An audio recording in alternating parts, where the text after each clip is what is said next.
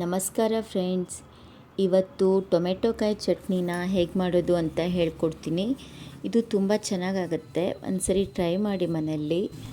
ಇದಕ್ಕೆ ನೋಡಿ ಅರ್ಧ ಬೌಲು ಶೇಂಗಾನ ತೊಗೊಂಡಿದ್ದೀನಿ, ಹುರ್ಕೊಂಡಿದ್ದೀನಿ, ಸ್ವಲ್ಪ ಬೆಲ್ಲ, ಹಾಗೆಯೇ ಹಸಿ ಟೊಮೆಟೊ ತೊಗೊಂಡಿದ್ದೀನಿ, ಒಂದು 6, ಕೊತ್ತಂಬರಿ ಸೊಪ್ಪು, ಕರಿಬೇವು, ಬೆಳ್ಳುಳ್ಳಿ, ಶುಂಠಿ, ಒಂದು 4 ಎಸಳು ಬೆಳ್ಳುಳ್ಳಿನ ತೊಗೊಂಡಿದ್ದೀನಿ, ಒಂದು ಸ್ವಲ್ಪ ಶುಂಠಿ, ಈರುಳ್ಳಿ ಒಂದು, ಹಾಗೆ ಹಸಿಮೆಣ್ಸಿನ್ಕಾಯಿ 6 ತೊಗೊಂಡಿದ್ದೀನಿ.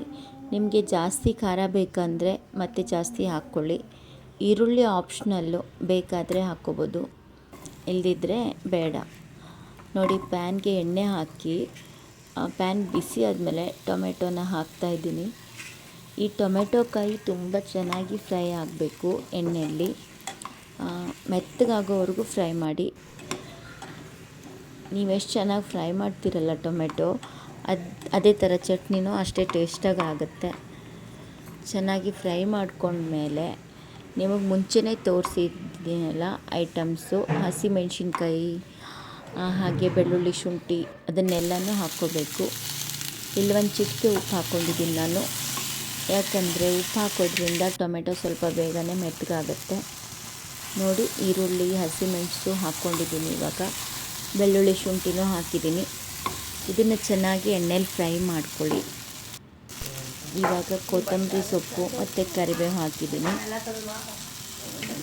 ಶೇಂಗಾ ಇದರಲ್ಲಿ ಹಾಕಲ್ಲ ನಾನು, ಯಾಕಂದರೆ ಮುಂಚೆನೇ ಅದನ್ನು ಶೇಂಗಾನ ಹುರಿದಿಟ್ಕೊಂಡಿದ್ದೀನಿ, ಕ್ಲೀನ್ ಮಾಡಿ ಇಟ್ಕೊಂಡಿದ್ದೀನಿ. ಅದ್ರ ಜೊತೆ ಒಂದು ಸ್ವಲ್ಪ ಬೆಲ್ಲನೂ ಇಟ್ಕೊಂಡಿದ್ದೀನಿ ನಾನು. ನೋಡಿ, ಇವಾಗ ಕೊನೆಯಲ್ಲಿ 2 ಸ್ಪೂನ್ ಕಾಯಿ ತುರಿನ ಹಾಕ್ತಾಯಿದ್ದೀನಿ. ನಿಮಗೆ ಕಾಯಿ ತುರಿ ಬೇಡ ಅಂದರೆ ಹಾಕ್ಕೊಳ್ಳಿಕ್ಕೆ ಹೋಗ್ಬಿಡಿ, ಹಾಕದೇ ಇದ್ರೂ ಚಟ್ನಿ ತುಂಬ ಚೆನ್ನಾಗಾಗುತ್ತೆ. ಇವಾಗ ನೋಡಿ, ಎಲ್ಲ ಫ್ರೈ ಆಗಿದೆ, ಆರಬೇಕು. ಅದು ಒಂದು 5 ನಿಮಿಷ ಬಿಟ್ಟು ಮಿಕ್ಸಿ ಜಾರ್ಗೆ ಹಾಕ್ಕೊಂಡ್ಬಿಡಿ. ನೋಡಿ, ಸ್ವಲ್ಪ ಆರಿಸ್ಕೊಂಡು ಮಿಕ್ಸಿ ಜಾರ್ಗೆ ಹಾಕಿ ಉಪ್ಪು ಹಾಕ್ತಾಯಿದ್ದೀನಿ. ಎಷ್ಟು ಬೇಕೋ ಅಷ್ಟು ರುಚಿಗೆ ಉಪ್ಪು ಹಾಕಿ 1 ರೌಂಡ್ ಮಿಕ್ಸಿ ಮಾಡ್ಕೊಳ್ಳಿ. ನೋಡಿ, ಇವಾಗ ಶೇಂಗಾ ಮತ್ತು ಸ್ವಲ್ಪ ಬೆಲ್ಲನ ಹಾಕ್ಕೊಂಡು ರುಬ್ಕೊಂಡಿದ್ದೀನಿ ನಾನು. ಇವಾಗ ಒಗ್ಗರಣೆಗೆ ಎಣ್ಣೆ ಬಿಸಿ ಮಾಡಿ ಸಾಸಿವೆ, ಜೀರಿಗೆ, ಹಾಗೆ ಕರಿಬೇವು ಹಾಕ್ಕೊಳ್ಳಿ. ಇದು ಚೆನ್ನಾಗಿ ಎಣ್ಣೆಯಲ್ಲಿ ಒಗ್ಗರಣೆ ಆದಮೇಲೆ ರುಬ್ಕೊಂಡಿರೋ ಚಟ್ನಿನ ಇದಕ್ಕೆ ಮಿಕ್ಸ್ ಮಾಡಬೇಕು. ನೋಡಿ, ಆಗಿದೆ ಒಗ್ಗರಣೆ. ಇವಾಗ ಚಟ್ನಿ ಹಾಕ್ತೀನಿ. ಚಟ್ನಿ ಹಾಕಿದ ಮೇಲೆ ಎಣ್ಣೆಯಲ್ಲಿ ಒಂದು 2 ನಿಮಿಷ ಚೆನ್ನಾಗಿ ಇದನ್ನು ಫ್ರೈ ಮಾಡ್ಕೊಳ್ಳಿ. ನಾನು ರುಬ್ಬಲಿಕ್ಕೆ ನೀರು ಹಾಕಿಲ್ಲ, ನೀವು ನೀರು ಹಾಕದೆ ರುಬ್ಕೊಳ್ಳಿ. ನೀರು ಹಾಕಿದ್ರೂ ಒಂದು 2-3 ದಿನ ಫ್ರಿಜ್ಜಲ್ಲಿ ಇಟ್ಕೊಂಡು ನಾವು ಯೂಸ್ ಮಾಡ್ಬೋದು.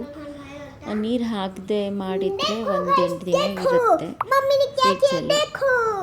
ಚಪಾತಿಗೆ, ರೊಟ್ಟಿಗೆ ತುಂಬ ಚೆನ್ನಾಗಿರುತ್ತೆ. ಈ ಚಟ್ನಿ ರೆಡಿ ಆದಮೇಲೆ ಈರುಳ್ಳಿನ ಸಣ್ಣಗೆ ಕಟ್ ಮಾಡಿಕೊಂಡು ಮಿಕ್ಸ್ ಮಾಡಿಕೊಂಡ್ರೂ ತುಂಬ ಚೆನ್ನಾಗಿರುತ್ತೆ.